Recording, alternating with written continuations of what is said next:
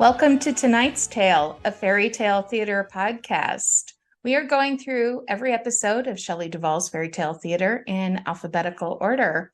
My name is Emily. I'm from Atlanta, Georgia. I'm joined by my co-host, Eric. Hi, I'm Eric from New York. And this month, we are joined by our friend, Derek. Hello there. I'm Derek from Orange County, California. It's good to have you join us tonight. Can you give us a little background? How did you first come into contact with fairy tale theater? I think you've got a rather unique origin story there.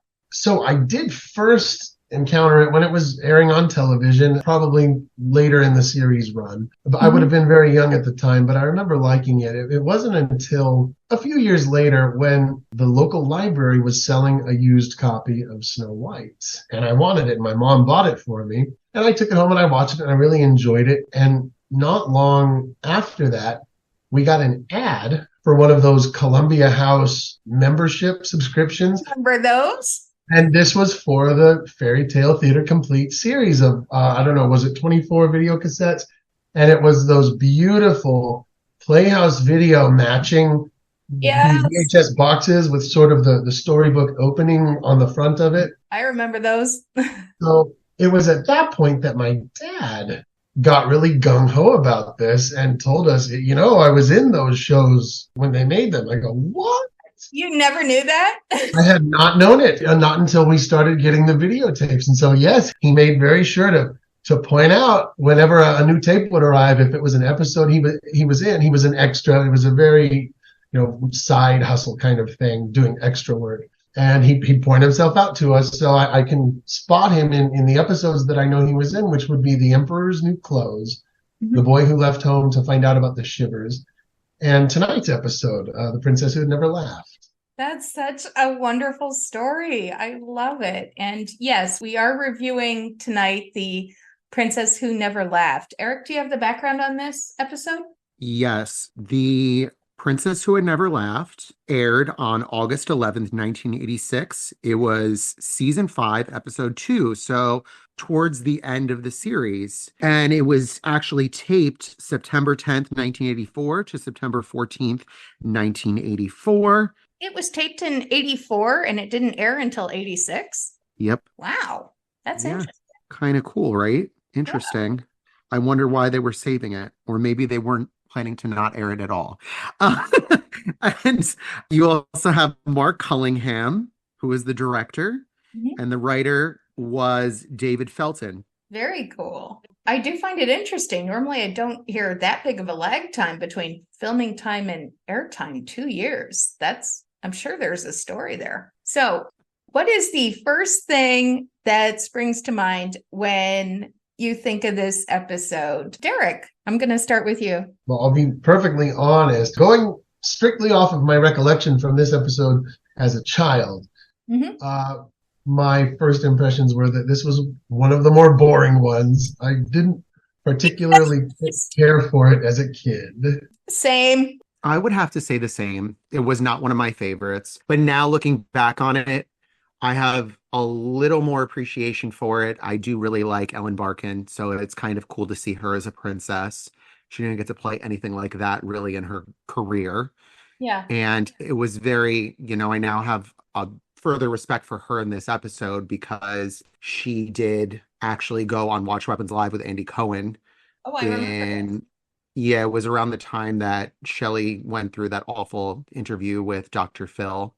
And of course, we had a Fairy Tale Theater fan call in to Watch Weapons Live and ask her about Fairy Tale Theater and ask Ellen Barkin, some things about Shelley and if anything in that interview was true. And she had nothing but nice things to say about Shelley and her experience. She said that Shelley was so kind and gentle and she loved her experience and for doing Fairy Tale Theater, and she got really excited. She was like smiling ear to ear. So I really do now looking as older and appreciating Ellen Barkin, I have more of an appreciation for this episode, I think a little bit more. I remember that, and I agree. And Ellen Barkin looked totally delighted to be asked about it, if I recall correctly. It was like, I don't get asked about this one very often. And she was like so excited. So I love that. I very much have to agree that upon rewatch, my opinion of this episode is very different now as a grown up. This wasn't the right episode for 7-year-old me, but it's a great episode for 30-something-year-old me. Derek, I totally feel you on that. I totally agree. When I was a kid, I just didn't get it. A lot of it went not over my head, but kind of just the comedy missed and everything. And I didn't know. As I'm older now and looking back, when I did the rewatch, I'm going, okay, now Mary Warrenoff was hilarious as the governess, Howard Hessman as the king. That's Sophia Coppola. And oh, The Godfather Part 3. exactly. So I think I had a renewed appreciation when I watched it today.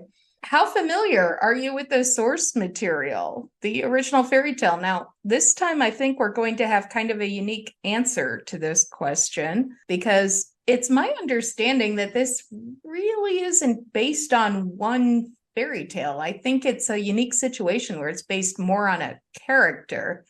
At least that's my understanding. Eric, how familiar are you with the material? So I'm not going to lie with you. I really had no former knowledge of the original source material. My only background was with fairy tale theater, so I really didn't.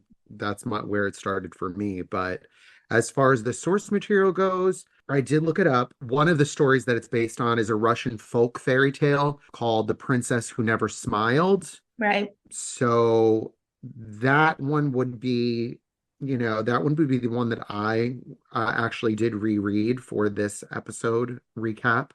I did read the original text for this Russian folktale, and it was interesting. Was it in the same It's interesting. universe?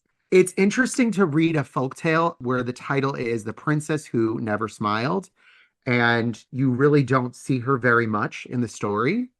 It Yeah. really focuses on which is in the fairy tale theater version, the Howie Mandel character, the one who ends up making her smile. It focuses on him. It's Yeah. very odd. I read The Golden Goose by the Brothers Grimm in preparation for this, which was a fairy tale I don't think I'd ever read before. And it's, like you said, it focuses more on the Howie Mandel character. The Princess Who Never Laughed is more of a side character. She's the pretty princess at the end, but it's not really her story. So that's interesting. We kind of ran into the same thing. Derek, were you familiar with the fairy tale? I had never heard of this outside of the fairy tale theater episode. I had many collections of fairy tales as a little kid, books, and I loved them all, and I pored over them. I do not recall ever once having come across this story in any of those books. Like Eric, I went and looked it up recently out of curiosity, and I found the same story that he described. And about the only thing they seem to have in common is there was this princess who didn't laugh, and the father wanted to make her laugh. And so he sent out word that whoever could make her laugh would marry the daughter. And that's about it. Exactly. That's what I said. I'm like, I think they borrowed the character from a couple of different fairy tales, but that's it. That's the end of the similarities. The Golden Goose is really all about this peasant boy who finds a goose and everyone gets stuck to the goose, and he goes to a king. His daughter gets to marry whoever can make her laugh, and in comes this boy with a golden goose and like 7 people stuck to the goose, and she goes, well, that's hilarious, so he marries her. That's the fairy tale. Wow. It does remind me, I seem to recall there was a Disney storybook that told a story like that of the getting stuck together and making the princess laugh, that featured like Mickey and Donald and Goofy in peasant garb going I through do that not remember this, but I love it. Yeah, I came across these in my searches. I think it was one of those golden books that they had in the 90s when we were little, the 80s and 90s. Wow. No, I remember the And golden books, but I don't remember this. This is yeah, fascinating. and Goofy is the Howie Mandel character, which like fits. He's the Oh, guy the who makes the oblivious princess one. laugh. At least in the fairy tale, he's extremely oblivious because he's walking around with this golden goose and he's got like 7 people stuck to him and he doesn't even notice. Okay, so going into our rewatch, we start with our introduction from Shelley. She's sitting on the throne and she looks adorable. Hello, I'm Shelley Duvall. Welcome to Fairy Tale Theater. Most of us probably think being a princess is a pretty good job. You get to live in a castle, wear expensive clothes, and eat great food. Trouble is, you have to behave like a princess all the time. Tonight's tale is about a princess who dared to ask, where does it say you can't have some fun once in a while? The princess who had never laughed. I love short hair Shelley so much. See, I'm different. I prefer when she had the long blonde curls, but that's me being a blonde speaking, probably. I don't know why, because I had seen, the many different openings as a kid. And when the first time she showed up with that short hair, it just struck me like, ooh, she's all modern. Look at her. I'll give you that. I will give you that. I liked her introduction. She's going, oh, being a princess is a very nice job, but you have to act like a princess all the time. Was I the only one who got Princess Diana vibes during that introduction? Oh, wow. That's a good connection. Yeah, because Princess Diana was still married to Charles at the time. This was before their divorce. That hit me as soon as she was going, but you have to act like a princess all the time. And who says you can't have any fun once in a while? That's exactly where my mind went. An interesting connection. They would have very much been in the news often at that time. Yeah. I don't think I would have ever made that connection as a kid. And now it wouldn't have occurred to me just because we're so far removed from that situation. Well, I'm a royalist, so of course I make that connection. So. I think it probably happened, Emily, because you were just watching the new season for The Crown. So I finished it. I finished it on the first day. So that's why I'm saying I think this was back to back to that. So you were still in the royalist mind frame. Fair. Probably fair. But I love that scene. I love Shelley on that huge throne, and she looks quite comfortable on that big, ugly throne. She looks quite comfortable. Like, yep, this is where I belong. Mm-hmm. We get our opening credits on a scroll. I actually liked the title sequence here. The theme music. Anyone have any thoughts on the theme music for this episode? Because I honestly, I'm very medium about it. I don't love it. I don't hate it. It's there. I don't love it. I don't hate it. I guess it just is. Mm-hmm. I didn't have any specific thoughts on this title sequence music, but the music of this episode definitely did strike me at certain points throughout. Yes. Especially when we get to the scene where she throws that tantrum in the library. We get such a strange, cacophonous, disjointed, very modern kind of abstract music. It was very interesting to me. I'm with you. I know exactly what you mean.